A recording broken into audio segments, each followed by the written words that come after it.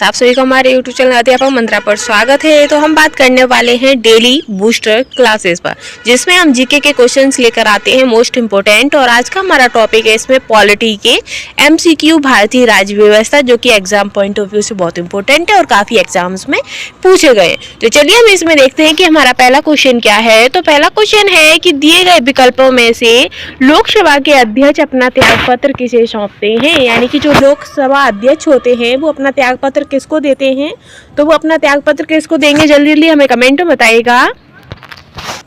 तो इसका आंसर आपका हो जाएगा राष्ट्रपति को, यानी कि जो लोकसभा अध्यक्ष होते हैं वो अपना त्यागपत्र राष्ट्रपति को देते हैं। आगे हम चलेंगे नेक्स्ट क्वेश्चन पर। नेक्स्ट है कि किस सूची में 22 भाषाओं को मान्यता दी गई है।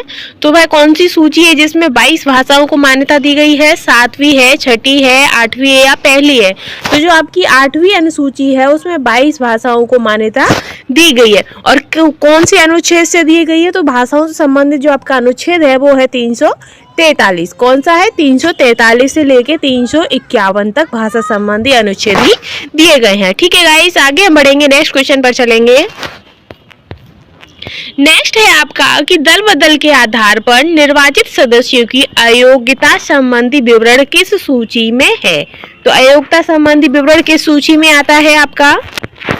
दूसरी अनुसूची में या तीसरी में या 9वीं में या 10वीं में।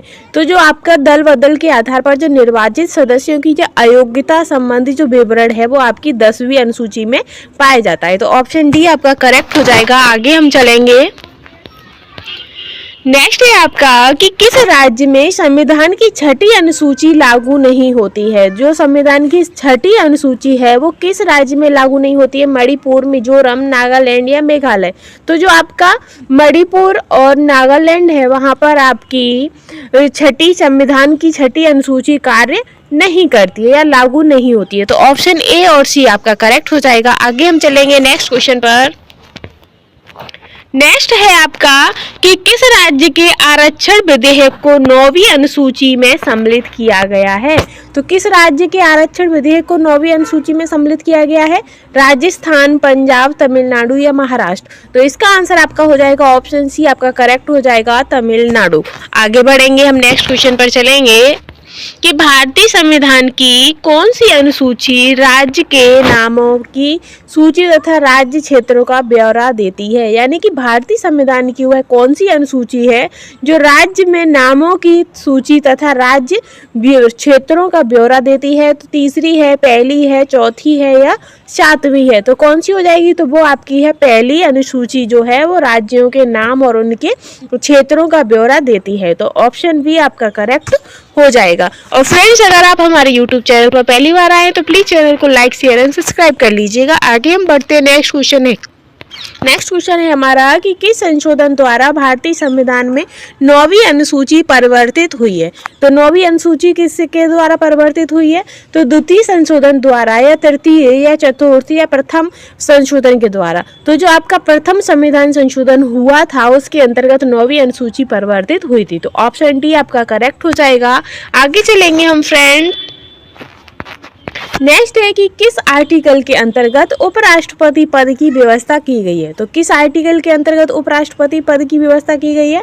आर्टिकल 61, आर्टिकल 63, आर्टिकल 65 या 67। तो किसकी? तो इसका आंसर हो जाएगा आर्टिकल 63 में आपकी उपराष्ट्रपति के पद की व्यवस्था की गई है। तो ऑप्शन बी आपका करेक्ट हो जाएगा। आगे हम बढ़ेंगे, नेक्स्ट क्वेश्चन पर चलेंगे।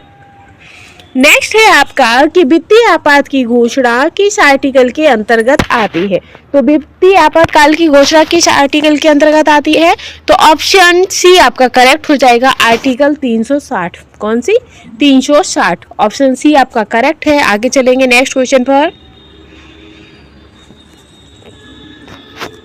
नेक्स्ट है कि भारत का प्रधानमंत्री बनने के लिए न्यूनतम उम्र होनी चाहिए। यानी कि अगर आपको प्रधानमंत्री बनना है तो आपकी न्यूनतम उम्र कितनी होनी चाहिए?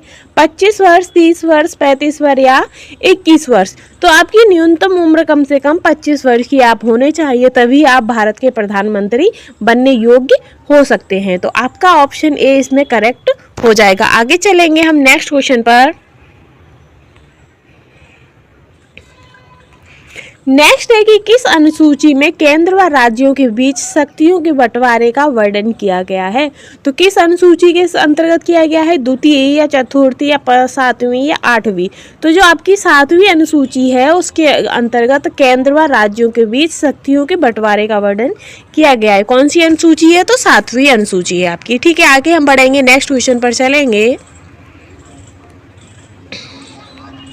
नेक्स्ट है कि समवर्ती सूची किस राज्य से संबंधित नहीं है। जो समवर्ती सूची है वो किस राज्य में संबंधित नहीं है, तो अरुणाचल प्रदेश में, त्रिपुरा में, बिहार में या जम्मू कश्मीर है। तो जम्मू कश्मीर में आपकी समवर्ती सूची संबंधित नहीं है, तो ऑप्शन डी आपका करेक्ट हो जाएगा। और फ्रेंड्स, अगर आपको मेरे द्वारा पढ़ाई हुआ अच्छा लग रहा है तो प्लीज़ चैनल को लाइक शेयर एंड सब्सक्राइब कर लीजिएगा।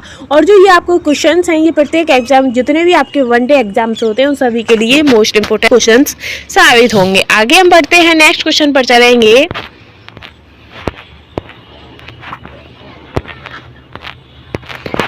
नेक्स्ट है कि संविधान लागू होने के समय समवर्ती सूची में कितने विषय थे। जब हमारा संविधान लागू हुआ था तो उस समय हमारी समवर्ती सूची में कितने विषय थे, 49, 47, 51, 54। तो कितने थे, तो 47 हमारे विषय उस वक्त हमारी समवर्ती सूची में शामिल थे, 47। ठीक है, तो ऑप्शन बी आपका करेक्ट हो जाएगा। नेक्स्ट क्वेश्चन है आपका, नेक्स्ट है कि मूलतः राज्य सूची में कितने विषय हैं। तो मूलतः राज्य सूची में कितने विषय होते हैं, 66, 67, 69, 71। तो कितने होते हैं, तो मूलतः राज्य सूची में आपके 66 विषय होते हैं। तो ऑप्शन ए आपका करेक्ट हो जाएगा। नेक्स्ट क्वेश्चन पर चलेंगे। नेक्स्ट है आपका कि मूलतः संघ सूची में कितने विषय हैं। तो मूलतः संघ सूची में कितने विषय हैं, 99, 97, 101 या फिर 98। तो आपके 97 मूलतः संघ सूची में होते हैं। ठीक है, तो इसका ऑप्शन आपका बी करेक्ट हो जाएगा। आगे चलेंगे हम। नेक्स्ट है कि संविधान की द्वितीय अनुसूची का संबंध किससे है। जो हमारी संविधान है और संविधान की जो द्वितीय अनुसूची है उसका संबंध किससे है, नए राज्यों के निर्माण से या महत्वपूर्ण पद अधिकारियों के वेतन भत्ते से या संसद से या राष्ट्रपति चुनाव से। तो जो द्वितीय अनुसूची है वो हमारे महत्वपूर्ण पद अधिकारियों के वेतन भत्तों से संबंधित है। तो ऑप्शन बी आपका करेक्ट हो जाएगा। आगे चलेंगे हम नेक्स्ट क्वेश्चन पर। नेक्स्ट है आपका कि राष्ट्रीय पिछड़ा आयोग का गठन किस आर्टिकल के अंतर्गत किया जाता है। आर्टिकल 340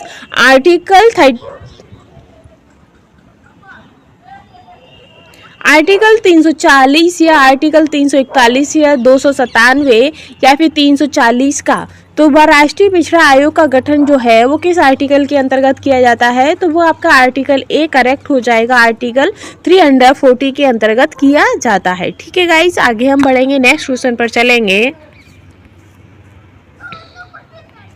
नेक्स्ट क्वेश्चन है आपका कि इनमें से कौन भारत के राष्ट्रपति की इच्छा तक ही पद पर बने रह सकते हैं। यानी कि जब तक हमारे राष्ट्रपति की इच्छा होगी तभी तक वो अपने पद पर रह सकते हैं। तो लोकसभा अध्यक्ष हैं या उच्चतम न्यायालय के न्यायाधीश हैं या निर्वाचन आयुक्त हैं या फिर राज्यपाल। तो जो राज्यपाल होते हैं वो राष्ट्रपति की इच्छा तक ही अपने पद पर रह सकते हैं। तो ऑप्शन डी आपका करेक्ट हो जाएगा। आगे हम बढ़ेंगे, नेक्स्ट क्वेश्चन पर चलेंगे। तो गाइस, हमारे इसके मोस्ट इंपोर्टेंट 18 क्वेश्चन कंप्लीट हो गए। शायद 2 क्वेश्चन हमने टाइप नहीं कर पाए, तो उसके लिए हम माफ़ी चाहते हैं। अगर आपको मेरे द्वारा जो मैंने कंटेंट आपको दिया है वो आपको पसंद आया हो तो प्लीज़ चैनल को लाइक शेयर एंड सब्सक्राइब कर लीजिएगा। Thanks for watching.